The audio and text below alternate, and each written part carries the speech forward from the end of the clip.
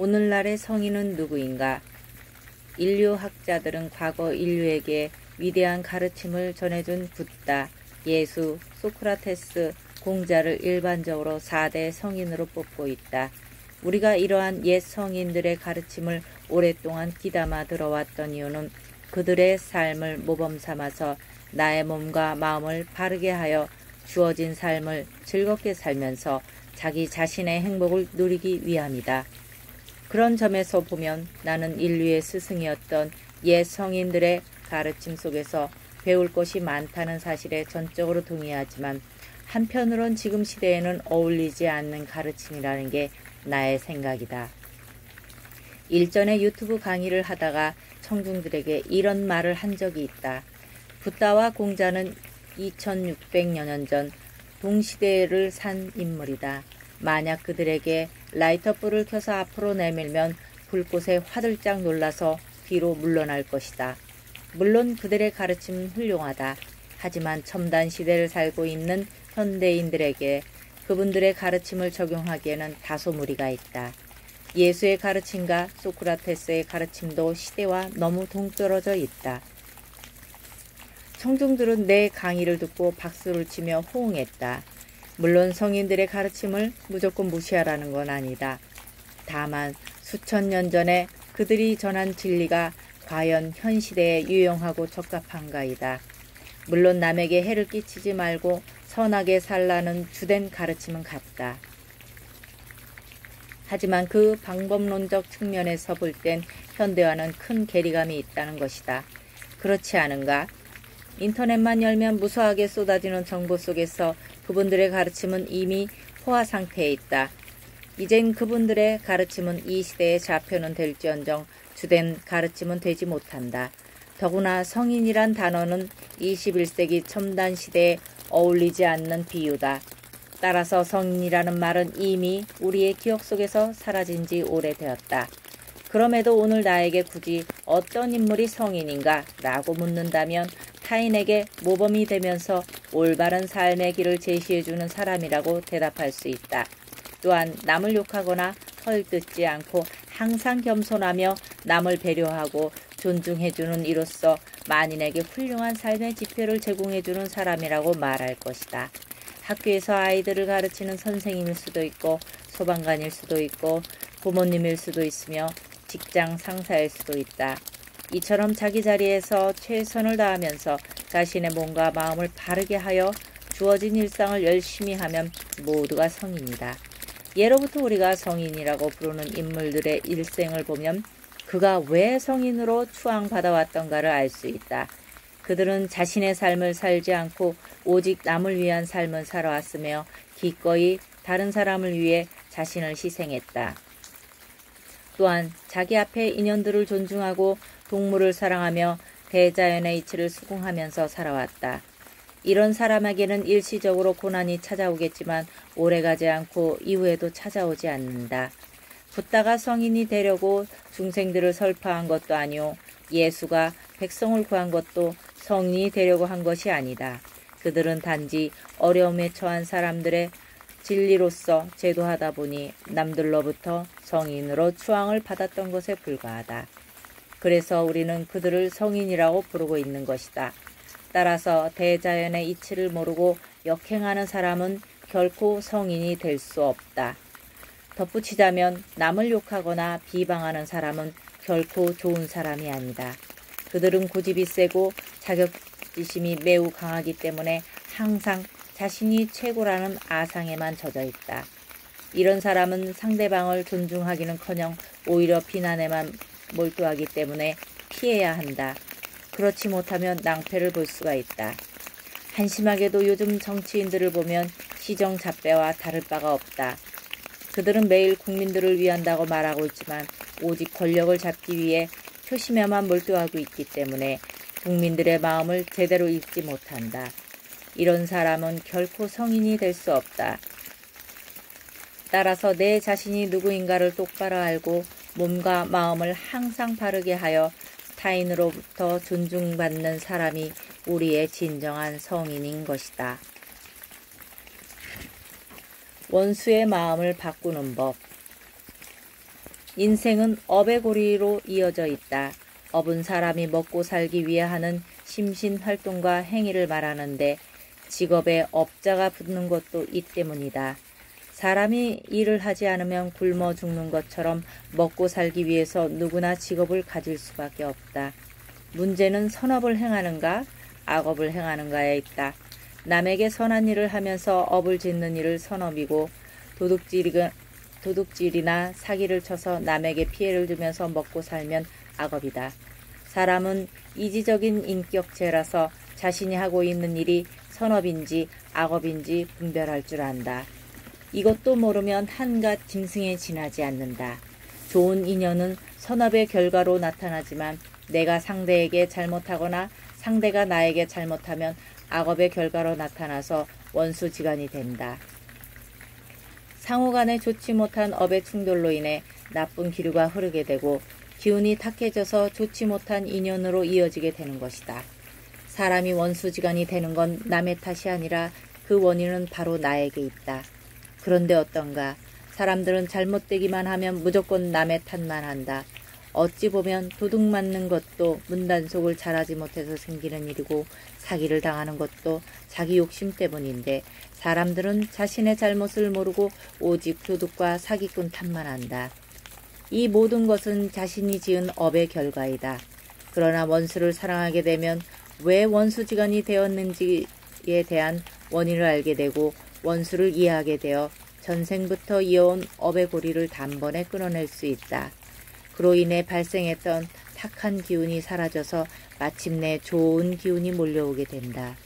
이렇게 되면 원수도 서로 사랑할 수밖에 없다. 즉 원수가 된 원리를 제대로 깨우치게 되면 그때부터는 도둑이나 사기꾼이 주위에 접근조차 못한다. 지금 우리가 살고 있는 세상은 3차원이다. 이곳은 늘 탁한 기운과 좋은 기운이 공존하지만 원수를 자꾸 미워하게 되면 나쁜 기운이 자신에게로 몰려와서 더욱더 나쁜 일만 생길 수밖에 없다. 그러므로 남을 미워하는 마음을 되도록이면 버려야 한다. 가정에서도 마찬가지다. 남편이나 아내, 시어머니, 시누이를 자꾸 미워하는 등 고부간의 갈등이 깊어지면 그 집안이 콩가루가 되는 것도 모두 이 때문이다.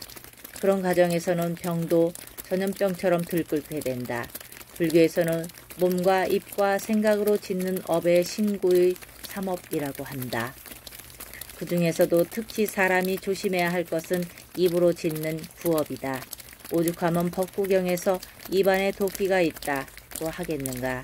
평소에 아무리 잘하더라도 입 한 번 잘못 사용하면 그것으로 인해 평생 원수가 되는 걸 그동안 많이 보아왔다. 사람이 원수가 되는 것도 다 전생에 지은 업의 과보로 따른 것이지만 희한하게도 업은 대자연의 법칙에 의해 움직일 뿐 그 실체가 전혀 없기 때문에 어느 날 갑자기 나타난다. 그래서 악업이 더 무섭다는 것이다. 길을 가다가 묻지마 살인이나 교통사고를 당하는 것도 이런 악업 때문이다. 이러한 업의 원리를 깨치면 사람은 원수를 사랑할 수밖에 없다. 그래서 원한을 사지 말라고 하는 것이다. 특히 원수지간이던 부부가 이러한 업의 원리를 깨치고 나면 어떻게 될까? 그때부터 평생 남편은 아내를 위해, 아내는 남편을 위해 산다. 진실로 당신은 내 인생의 전부요, 나는 당신의 인생의 전부가 되는 것이다. 사이가 좋지 않았던 고부지간도 좋아지게 되고 며느리와 시누이도 바뀌게 된다. 이렇듯 원수를 사랑하게 되면 상대방도 나를 위해서 살게 된다. 그렇다고 단번에 원수지간이던 사람이 빨리 가까워지기를 원해서는 안 된다.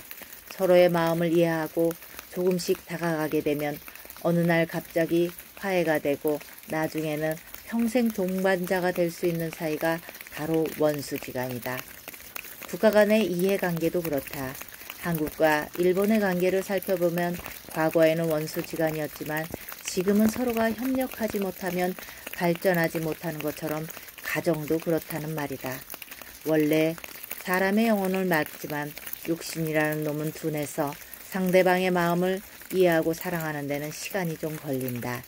그래서 원수를 사랑하려면 먼저 이해관계를 떠나서 무조건적으로 사랑해야 한다. 설령 남편과 아내가 시어머니와 며느리가 서로 못마땅한 점이 있더라도 조건 없이 이해하고 사랑하는 것이 좋다. 한결같은 마음으로 대하다 보면 상대방의 마음도 점점 열리게 된다. 상대방이 돌아오는데 만약 100일이 걸린다면 적어도 30일은 무조건 이해하고 사랑하는 마음으로 대하면 그때부터 상대방의 마음을 움직이기 시작하고 70일 후면 틀림없이 상대방도 나를 사랑하게 된다. 이것이 바로 원수지간이던 사람의 마음을 바꾸는 대자연의 3대 7 법칙이다. 지혜를 증득하라. 세상에는 나와 연관되는 세 종류의 사람이 있다. 나와 경쟁하는 사람, 나를 이끌어주고 도와주는 사람, 내가 도움을 줄 사람이다. 그런데 처음 만나본 사람이 나와 함께 가려는 사람인가? 아니면 나를 배신할 사람인가? 이것을 제대로 판단할 수 있는 지혜가 있다는 건 매우 큰 장점이다. 대다수는 지혜와 지식을 많이 혼동한다. 지혜는 사물의 도리를 알고 선악을 분별하는 마음의 작용을 뜻하지만 지식은 세상의 일과 책을 통해 증득되어진 아르마리이다. 물론 지식에는 인간의 사상도 포함되지만 문제는 지식만으로는 지혜가 증득되지 않고 상호 보완 관계가 있다는 것이다. 지식을 많이 증득하면 자연스럽게 지혜가 생기기도 하지만 꼭 절대적인 것은 아니다. 일자무식도 얼마든지 세상이 놀랄만한 지혜를 지니고 있는 경우도 많다. 대표적인 인물이 바로 중국의 육조 해능선사와 한국의 해월스님이다. 육조 해능은 나무꾼으로서 조계산에서 나무를 하다가 금강경의 사구계인 응무소주 이기 생기심을 듣고 깨달음을 얻어서 중국 선불교의 증흥을 이끈 선사이다. 해월스님은 난 놓고 기억자도 몰랐지만 지혜를 바탕으로 한 셈법은 놀랄 만큼 정확했다. 일제 때 사찰들은 부근의 땅을 많이 소유하고 있었다. 스님은 문중의 거센 반대를 물리치고 농사가 잘 되는 옥토를 팔아서 그 돈으로 황무지를 사 생활이 어려운 소작인들에게 개간하도록 시켰다. 스님은 옥토는 팔아도 어차피 우리나라 땅이니 황무지를 개간하면 그만큼 농사지을 땅이 많이 생긴다는 계산이었다. 정말 대의적 발상이었다. 이처럼 지식은 공부를 통해서 얼마든지 구해지지만 지혜는 인간 존재의 궁극적인 목적에 부합되는 것이므로 단지 노력으로 증득되지 않는다는 것이다. 왜냐하면 지혜는 자신이 알고 있는 지식을 통달함은 물론 마음에서 흘러나오는 뛰어난 감각작용이므로 지식보다는 상위 개념의 정신작용이라 할 수 있다. 그럼 어떻게 해야만 우리는 지혜를 바르게 증득할 수 있을까? 이해를 돕기 위해 나의 수행담을 잠시 이야기해 줄까 한다. 내가 그동안 수행을 통해 지혜를 증득했던 경험을 들려주면 훨씬 더 이해가 쉬울 것이라는 생각이 들기 때문이다. 나는 4살 때부터 고아원에서 자라 초등학교 졸업장이 전부이다. 당시 나를 괴롭히는 고아원 형들에게 대한 복수심으로 나는 초등학교 2학년 때부터 낮에는 신문을 팔고 저녁에는 찹쌀떡과 김밥을 역정과 포구에서 팔며 태권도를 배웠다. 그리고 마침내 태권도 공인 4단을 따고 관장님의 눈에 띄어서 20대 초반에 체육관장이 되었고 이후 4개의 체육관을 직접 경영했다. 어느 날 욕심이 앞서 어떤 정치인의 권유로 사업에 뛰어들었다가 한순간에 모든 것을 잃었다. 나는 아무도 몰래 죽기 위해 경남의 신불산으로 들어갔다. 하지만 죽는 것도 말처럼 쉽지 않았다. 그곳에서 뜻하지 않은 인연을 만나 죽더라도 100일 후에 죽으라는 말을 믿고 죽음을 미루다가 신불산에 주저앉았다.